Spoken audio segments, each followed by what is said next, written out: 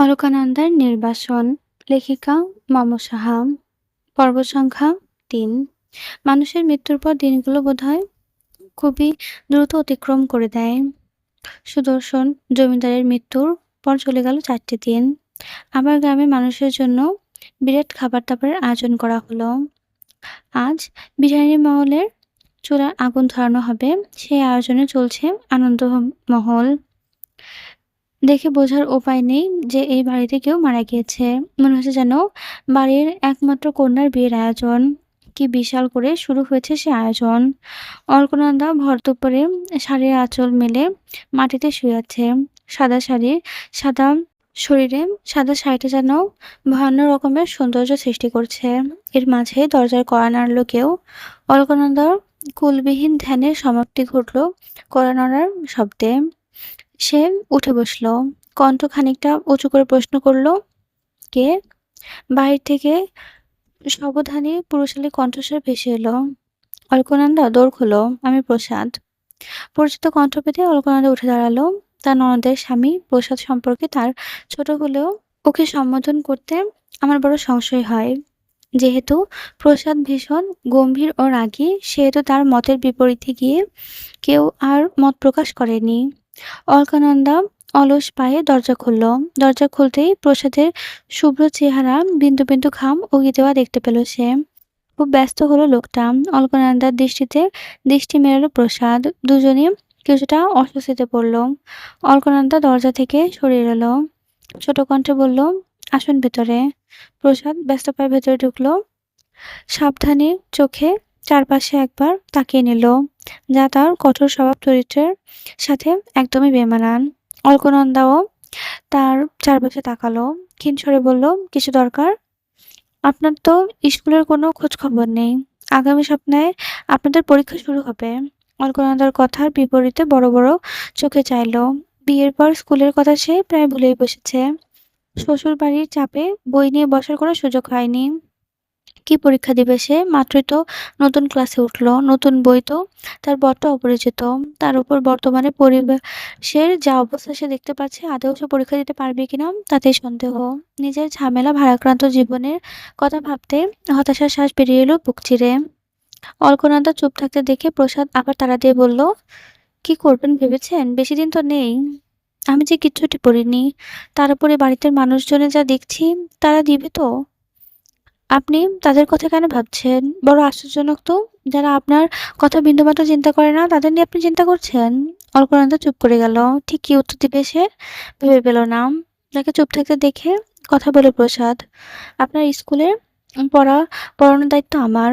আপনি চিন্তা করবেন না। আমি তো সেই স্কুলের একমাত্র একজন মাস্টার। আপনার সকল পড়া আমি নিয়ে আসবো, চিন্তা করবেন না। প্রসাদের দিকে অলকনন্দা কৃতজ্ঞ দৃষ্টিতে তাকালো। প্রসাদকে সে বিয়ের আগে থেকে চেনে। তারা স্কুলের শিক্ষকই ছিল সে। বিয়ের পর সম্পর্কের নাম হয়েছে ননদের স্বামীর। অলকনন্দা মুচকি হেসে বলল, চিরজীবন কৃতজ্ঞ থাকবো। আপনাকে সাথে সাথে চক্ষু ঝলসে ছাই হওয়ার মতো সুন্দর লাগে। তবে তার মানে মনে হয় ভীষণ ভেঙে যাওয়ার মানুষটা। এই প্রথাটা পাল্টানোর উপায় নেই। সাদাতে আপনাকে বড্ড বিষণ্ণ লাগে, অথচ আপনার চরিত্রের সাথে বিষণ্ণতা বড্ড বেমানান। প্রসাদের এক নিঃশ্বাসে কথা বলে প্রস্থান করল, যেন কথাখানা বলার পর সে অলকনন্দার চোখে চোখ মেলতে পারবে না। অলকনন্দাও ফ্যালফ্যাল নয়নে তাকিয়ে বোঝার চেষ্টা করলো মানুষটা তাকে কি বলে গেল। বিশাল আয়োজন উঠল উঠোন জুড়ে। বিকেল নেমেছে ধরার বুকে। গ্রামের সকলের খাবার শেষ হওয়ার পর খাবার খেলো বাড়ির মানুষ। সব শেষে খাবার জুটল অলকনন্দার ভাগ্যে। একটা ফল খেতে খেতে মুখে অরুচি ধরে গেছে তার। তাও দিনে একটা কি দুটার বেশি ফল পাওয়া যায় না। স্বামীর মৃত্যুর পর স্ত্রীদের নাকি জীবন নাকি সংযত করতে কাটাতে হয়, আর সেজন্য অল্প পরিমাণের আহার করতে হয়। আবার অলকনন্দার ঘরের দোরে শব্দ হলো। বাহির থেকে তার ননদ মনময়ূরী উচ্চস্বরে ভেসে এলো তার কণ্ঠ, এই যে বউরানী, সারাদিন দৌড় দিয়ে রেখে কি হবে? এমন তো করো যে ঘরে স্বামী আছে, তার সাথে সোহাগ করছো। দোর খোলো। অলকনন্দা দাঁড়িয়েছিল তার নড়বড়ে জানালার কোণ ঘেঁষে। ননদের এমন তুচ্ছ ঠাট্টায় গা ঘিনঘিন করে উঠল তার। তন্মধ্যে বাহির থেকে আবারও হাঁক ছেড়ে ডাকলো ময়ূরী, তাড়াতাড়ি খুলো দোর। বাইরে আসে দেখি তোমার স্বামীর নামে যজ্ঞ হচ্ছে, সেখানে ডাকছে তোমারে। তাড়াতাড়ি আসো, কাপড়টা বদলে শুদ্ধ বস্ত্র পরে আসবে, আমি যাই। অলকানন্দা চুপ করে রইল। যখন সে অনুভব করলো দরজার সামনে আর কেউ দাঁড়িয়ে নেই, ঠিক তখনই সে দরজাখানা খুলল। ওপাশ থেকে এপাশ তাকালো। বাড়ির বউ, মেয়ে, ঝি হতে কারো দেখা পেল না এপাশে ওপাশে। সাবধানী পায়ে বেরিয়ে এলো সে। মনের মাঝে উত্তরের উত্তাল ঢেউ। একটা ভিন্ন কিছু করার ইচ্ছে তাকে নাড়িয়ে দিচ্ছে। সুদর্শনের মৃত আত্মার শান্তি লাভের আশায় বেশ ধুমধাম করে হচ্ছে যজ্ঞ। বাড়ির সকলে সে কি চিন্তাম, সে কি উৎকণ্ঠা। যজ্ঞ যেন সুষ্ঠুভাবে সম্পন্ন হয়, নয়তো ছেলেটার আত্মা যে শান্তি পাবে না। অথচ যে মেয়েটা বেঁচে রইল বিধবা নামের অভিশাপ নিল, তার আত্মার কোনো চিন্তাই নেই কারণ সকলের ভাব এমন যে স্বামীর সাথে সাথে মেয়েটার চিতায় চাইনি, এটাই তো অনেক ভালো। যজ্ঞ প্রায় শেষের দিকে। বড় বড় ব্রাহ্মণরা এক ধ্যানে যজ্ঞ করছে। অতঃপর আবারও যখন অলকানন্দাকে ডাকার কথা উঠল, তখনই বড় রাজপ্রাসাদের মতন বাড়িটার সামনে খোলা জানালায় এসে দাঁড়ালো অলকানন্দা। চোখ ধাঁধিয়ে গেল সকলের। গায়ের ভেতর যেন শিরশির করে উঠল ভয়ঙ্কর কোনো অস্তিত্ব। কেঁপে উঠল উপস্থিত সকল মানুষজন। স্তব্ধ পরিবেশে বজ্রপাতের ন্যায় চিৎকার করে উঠল পুরোহিত। যজ্ঞ ছেড়ে দাঁড়িয়ে গেল সে। দুহাত তুলে বারবার করে বলতে লাগলো, ঘোর অমঙ্গল, ঘোর অমঙ্গল। সদ্য বিধবা মেয়ে ছেলে কিনা লাল বস্ত্র পরিধান করিয়াছে। হে ঈশ্বর, ক্ষমা করো তুমি এই পাপ। রুষ্ট হইও না ঈশ্বর, তুমি রুষ্ট হইও না। যজ্ঞ ছেড়ে দাঁড়িয়ে গেল বাকি সদস্যরাও। লক্ষ্মীদেবী তো দৌড়ে এলেন অলকানন্দার নিকট। দুই হাত মুখের মাঝে চেপে ধরে অপ্রত্যাশিত ঘটনার স্তব্ধ বনে গেলেন তিনি। ছ্যাঁচে বউ, এ কি অলক্ষণে কাজকর্ম! তুই বেধবা মানুষ হয়ে কিনা পড়েছিস লাল কাপড়। তোর ভয়ে কি একবারও বুক কাঁপলো না? আরে স্বামীখানারকে খেয়েছিস, 4টা দিনও তো হয়নি। অলকানন্দার জন্য পাথর, লাল শাড়িতে দাঁড়িয়ে থাকা জীবিত পাথর। ছুটে এলেন অলকানন্দার মা। মেয়ে জামাইয়ের যজ্ঞেতে তিনি উপস্থিত ছিলেন। মেয়ের এমন ভয়ঙ্কর কর্মকাণ্ডে বিস্মিত তিনি নিজেও। সে ব্যস্ত পায়ে এগিয়ে এলেন, মেয়ের হাত ধরে অবাক কণ্ঠে জিজ্ঞেস করলো, মা, তোর স্বামী নেই আর? কার জন্য তুই এমন রঙিন কাপড় পরেছিস? কেন মা, আমি নিজের জন্য এটা পরতে পারি না? হায় হায় গো, এই মেয়ে তো দেখছি বংশটাকে নির্বংশ করে ছাড়বে। এই পাপ তো মরলেও যাবে না। ঠাকুরমশাই, আপনি বিধান দেন, কি করতে হবে? এই মেয়ে উন্মাদ হয়ে গিয়েছে। স্বামী মারা যাওয়ার পর সে অদ্ভুত কাজ করে বেড়াচ্ছে। নন্দন মশাইয়ের কথায় বিপরীতে ব্রাহ্মণ মাথা নাড়ে। অলকানন্দার পা থেকে মাথা অবধি চোখ বুলিয়ে নেয়। ওকে ওর স্বামীর কাছেই দাহ করা উচিত ছিল। ওর স্বামী শোকে বোধহয় পাগল হইয়া গিয়েছে। তাহলে এর থেকে বাঁচার উপায় কি? তোমাদের এই পুত্রবধূকে ওর স্বামীর পাশে দেহত্যাগ করাও। ওর যে ঘোর অন্যায় করিয়াছে, জীবিত অবস্থায় ওর দেহে আগুন জ্বালিয়া দিলেই সেই পাপ পুড়ে যাবে, নয়তো তোমার বংশের জন্য বিপদ ডেকে আনবে। পুরোহিতের কথায় উপস্থিত সকলের গায়ে কাঁটা দিয়ে উঠল। উদ্বেগ দেখা দিল না অলকানন্দার দেহে। সেও যেন দেখতে চায় রঙিন হওয়ার জন্য তাকে কতটুকু পড়তে হবে। নন্দন মশাই লক্ষ্মীদেবীর ঠোঁটের কোণ ঘেঁষে লুটোপুটি খাচ্ছে ক্ষীণ হাসির রেখা। 16 বয়সী মেয়েটার অস্তিত্ব পুরানোর মাঝে যেন তাদের সব সুখ। পৃথিবীর সবচেয়ে তৃপ্তিকর ব্যাপার বোধহয় এটা। আড়ম্বরপূর্ণভাবে উলুধ্বনি দেওয়া শুরু করলো বাড়ির মেয়ে দুজন, যেন পুরোহিতের বিধান তাদের স্বর্গে পৌঁছে দিবে। যজ্ঞ যেহেতু বিরাট ধর্মীয় কাজ, সেহেতু সেখানে কিছু পরিচিত মানুষ এবং আত্মীয় স্বজনও ছিল। মুহূর্তে কথাখানি ছড়িয়ে পড়ল গ্রাম জুড়ে। সতীদাহ প্রথাটা বিলুপ্ত হয়েছে সেই কোন যুগে। এত বছর পর আবার সে প্রথা দেখতে পাবে ভেবে মানুষের আনন্দ উল্লাসের সীমা রইল না। সবটা চুপ করে দেখল অলকানন্দা। তার নির্ভরতা হয়তো বলল, সে পৃথিবীর মানুষের পৈশাচিক সুখ হৃদয় ভরে দেখতে চায়, অথচ মুখে ফুটল না কোনো বলি। প্রথম প্রতিবাদের কণ্ঠে জেগে উঠল সুরবালা। ঘোর প্রতিবাদ করে বলল, এ হয় না ঠাকুরমশাই। মেয়েটা জীবনটা কতটুকুই বা 16 পেরিয়ে এখনো তো 17তেই পড়েনি। জীবনের কতটুকু দেখেছে সে? এটা কোনো বিধান হতেই পারে না। সুরবালার প্রতিবাদে খেপে গেল পুরোহিত মশাই। ছিছি করে বলল, আপনি তো সুদর্শন জমিদারের মাতা জননী, তাই না? আপনি কেমন করিয়া আপনার পুত্রের এমন অমঙ্গলের ইতিবাচক মত করিতে পারেন? আপনার এ কেমন দুঃসাহস? সুরবালা অলকানন্দার পাশে এসে দাঁড়ালো, শক্ত কণ্ঠে জবাব দিল, আমার ছেলের মঙ্গল আমি অবশ্যই চাই, তবে কারো অমঙ্গল করে না। আমার পুত্রবধূর প্রয়োজন পড়লে এখনই পোশাক বদলে আসবে, তবু অমন বিধান আপনি দিবেন না। যে অন্যায়টি ঘটিয়া গিয়েছে তার ক্ষমা হয় না মাতা। এবং সতীদাহ করাটা কতটা পুণ্যের আপনি তাহা যদি জানিতেন তবে আর অমত পোষণ করিতেন না হে। পুরোহিতের কথাটা কিছুটা বোধগম্য হয়েও দমে গেল সুরবালা। তার মতে প্রতিবাদী কণ্ঠে ভেসে এলো না আর। যতই হোক পাপ পুণ্যের ভয় তো সকলেরই থাকে। সে আর প্রতিবাদ না করে বড় সাবধানী কণ্ঠে অলকানন্দাকে বলল, বউ এখনই কাপড় বদলে এসো। সুরবালার আদেশটি যেন পরম অবহেলায় ঝেড়ে ফেলল অলকানন্দা, বরং ক্ষীণস্বরে বলল, আমি লাল রঙে কাপড়ে পরে থাকবো। মা। সুরবালা অবাক হলেন, বিস্মিত হলো উপস্থিত সকলে। মেয়েটা যে একদম উচ্ছনে গিয়েছে তা আর কারো বলার অপেক্ষা রাখল না। পুরোহিত ধমকে উঠলেন, এই কন্যার শাস্তি হতেই হবে, অবশ্যই। স্বামীহারা নারীর এমন ইচ্ছে বড়ই আশ্চর্যজনক। আমার বিধানই ধার্য করা হইল, এই মেয়েকে খুব শীঘ্রই চিতায় ওঠানোর ব্যবস্থা করা হোক।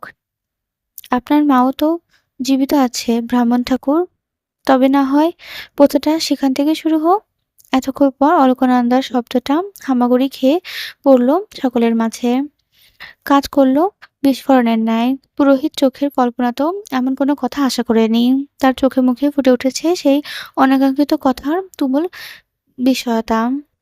অথচ অলকানন্দা ঠোঁটে রহস্যময় হাসি। হাসি দেখা দিল দূরে দাঁড়িয়ে থাকা তার ননদের স্বামী প্রসাদের ঠোঁট জুড়েও। পুরোহিত হোঁচট খেল, হতভম্ব কণ্ঠে সংশয় নিয়ে জবাব দিলেন, কি? বিধবাকে চিতায় চড়ানো যদি পূর্ণ অর্জন করা হয় তবে সেটা আপনার ঘর থেকেই শুরু করুন, আপনার মায়ের থেকে। পুরোহিত থমকালেন, সাথে চমকালেনও। যুক্তিতে হেরে গিয়ে বাজখায় গলায় চেঁচিয়ে উঠলেন, মূর্খদের বরাবরই কাজ এমনই, তারা যখন যুক্তিতে হারে যায় তখন চিৎকার করে জিততে চায়। পুরোহিতও সেই সংজ্ঞার বাহিরে নয়। পুরোহিত চেঁচিয়ে বললেন, তোমার তো দুঃসাহস কম নহে, তুমি আমার শাস্ত্রে মতাচিত করে তুলনা করিতেছ। আমার পিতাশ্রী মারা যাওয়ার পর হইতেই মাতা চলিয়া গিয়েছেন তীর্থক্ষেত্রে, সারা জীবন অতিবাহিত করেছেন পবিত্র সেই তীর্থক্ষেত্রে। আর তুমি স্বামীর মৃত্যুর চতুর্থ দিনে মাথায় লাল বস্ত্র ধারণ করিয়াছ, এত বড় ধর্মবিরোধী কাজ করিয়াছ, অথচ তোমার চোখে দেখা মিলিছে না কোনো শোকতাপের।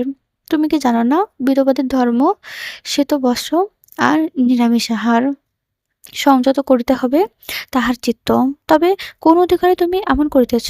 ধর্মকে নাশ করিতে চাও, এমন পাপ করেছ যার শাস্তি অবধি পৃথিবীতে নেই, অথচ তুমি হেয়ালি করিতেছ। অলকানন্দা হাসল, সে হাসিতে দুলে উঠল তার লতানো মতন অঙ্গখানি। লাল শাড়িতে আঁচলটা ঘোরাতে ঘোরাতে বলল, কোন ধর্মগ্রন্থে লেখা আছে বিধবার ধর্ম শ্বেতবস্ত্র আর নিরামিষ আহার? আমাকেও একটু জানান। পুরোহিত আমতা আমতা করলেন। কথা ঘোরানোর জন্য নন্দন মশাইয়ের দিকে তাকিয়ে জ্ঞানীদের মতন গম্ভীর স্বরে বলল, আপনি কি কিছু বলবেন নন্দন মশাই? আমার বিধান কি আপনিও অস্বীকার করেছেন? না না, কখনো না। নন্দন মশাইয়ের তৎক্ষণ উত্তরে হেলদোল দেখা দিল না অলকানন্দা। যেভাবে নিস্তব্ধতা নিয়ে সে এসেছিল সেভাবে নিস্তব্ধতা ঠেলে চলে যেতে লাগলো এখান থেকে। সবাই যেন হতভম্ব হয়ে গেল। মেয়েটা মোটেও এত গা-ছাড়া ছিল না। হুট করে কিভাবে মেয়েটা এত পরিবর্তন হলো তা নিয়ে জল্পনা কল্পনা চলতে লাগলো আকাশসমান। পুরোহিত বুঝল তার এমন যুক্তিহীনতা চলবে না। এখানে তাই চুপিসারে যজ্ঞটা সেরে ফেলতে হবে। কিন্তু মনে মনে কৃত্রিম পুণ্যের লোভ তাকে তাড়িয়ে বেড়াচ্ছে। অলকানন্দা জানালার কোল ঘেঁষে দাঁড়িয়ে আছে। তার গায়ে কাঁটা দিয়ে উঠছে বিকেলের কথা ভাবতেই। ভাগ্যিস তার মনে ভেতরে ভয়টা তখন মুখ লুকিয়েছিল, না হয় কেমনই হতো তার গতি। আগুনের শিখা ছিল সমাপ্তি। ছোট মেয়েটা চিত্তক্রান্ত হয়ে গেল। লড়তে লড়তে ক্লান্ত সে ঝটপট উঠে দাঁড়ালো। পড়াশোনায় সাঁতার কাটা যার জীবনের প্রধান কাজ ছিল, সে কিনা আজ স্বামীর চিতার আগুনের তাপে ঝলসে যাচ্ছে। অলকানন্দা দীর্ঘশ্বাস ফেলল। ঘরের ভেতর লণ্ঠনের আলো মিটমিট করে জ্বলছে। বাহির থেকে ভেসে আসছে কানাকুর করুণ স্বর। বোধহয় তারও স্বামী মরেছে। চিতায় উঠছে তার সকল সুখ। হয়তো সেই সুখেই কাঁদছে কানাকুও। অথচ অলকানন্দার ভাগ্য কেমন, একটু মন খুলে কাঁদতেও সে সুখ পায় না। ভাবনার মাঝে অলকানন্দার দরজায় করাঘাত পড়ল। নিস্তব্ধতার মাঝে সে শব্দ কেঁপে উঠল অলকানন্দার সমগ্র শরীর। ভয় কমানোর জন্য বুকে থুতু দিল, অতঃপর কণ্ঠ উঁচুতে তুলে বলল, কে? বউ, দরজা খোলো। নিজের শাশুড়ির কণ্ঠ পেতে অলকানন্দার মন শান্ত হলো। বিকেলে অবশ্য মানুষটার আদেশ অমান্য করেছিল, কিন্তু তার যে এ বাড়িতে সবচেয়ে ভরসাস্থ একটি স্থান এটাই। অলকনন্দার আঁচল টেনে বাহুতে তুলল, অতঃপর ধীর গতিতে দরজা খুলল। পুত্রবধূকে দরজা খুলতে দেখে সুরবালার চোখ মুখ শক্ত হয়ে তাকালো। কঠিন মুখে অলকনন্দার ঘরে ঢুকল। সবটা নিরিবিলি চোখে পরখ করল অলকনন্দা। তাকে এতদিন সাথ দেওয়া মানুষটাও যে আজ তার উপর রুষ্ট তা বুঝতে বাকি রইল না তার। তবুও সে ধীর কণ্ঠে বলল, কিছু বলবেন মা? তুমি কি কাউকে পছন্দ করো বউ? শাশুড়ির আকস্মিক এমন প্রশ্নে হতবিম্ব হলো অলকনন্দা। ফ্যালফ্যাল চোখে চেয়ে বলল, কি বলছেন মা এসব? যা বলছি তার সরাসরি উত্তর দাও বউ। আমার ছেলে মারা গিয়েছে আর ৪ দিন। তুমি চুল কাটবে না বলেছ, আমি মেনেছি। তুমি বাঁচতে চেয়েছ, আমি মেনেছি। কিন্তু আজ তুমি এটা কি করলে বউ? মাত্র ৪ দিনের বুঝি হাঁপিয়ে গেলে সাদা কাপড় পরতে? কই, আমিও তো বাঁচতে চেয়েছি, কিন্তু কখনো তো মনে হয়নি রঙিন কাপড় পরলেই আমি বেঁচে থাকবো। তবে তোমার এমন ভ্রমের কারণ কি? আমি তো বেঁচে থাকার জন্য পরিনি, আমি ভালো থাকার জন্য রঙিন কাপড় পরেছি মা। সাদা কাপড় ভালো থাকা যায় না? হয়তো ভালো থাকা যায়, কিন্তু কতটুকু ভালো আছি সেটা দেখানো যায় না। বউ, আমার ছেলের সাথে ১ টা মাস ছিলে তুমি। ১ মাসে ৩০ টে দিন। তার জন্য না হয় কমপক্ষে ১ টা মাসেই শোক পালন করতা। অথচ তুমি ৪ টা দিনেই হাঁপিয়ে গিয়েছ। ভালো কি একটুও বাসনি? কাকে ভালোবাসবো মা? আপনার ছেলে কখনো আমাকে ভালোবেসেছিল?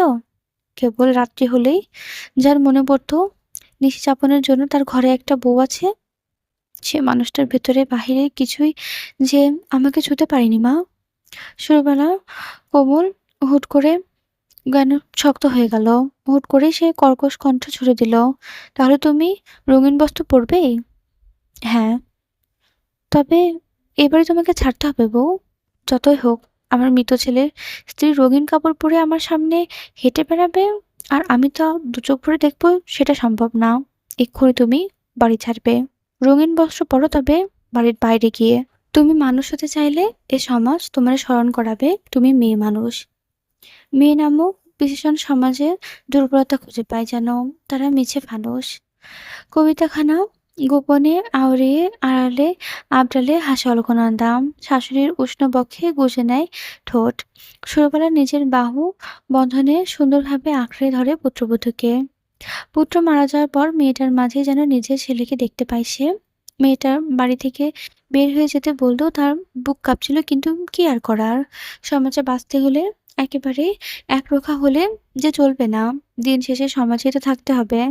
তাদের কিছু নিয়মকানুন না মেনে চললে তারা দূরে ছুঁড়ে মারবে।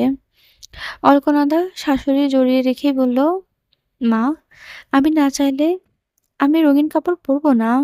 সাদাতেই আমি থাকবো। আমি অবশ্যই ভালো থাকতে চাই, কিন্তু সেটা আপনাকে ছেড়ে না। আপনাকে নিয়ে আমি ভালো থাকবো।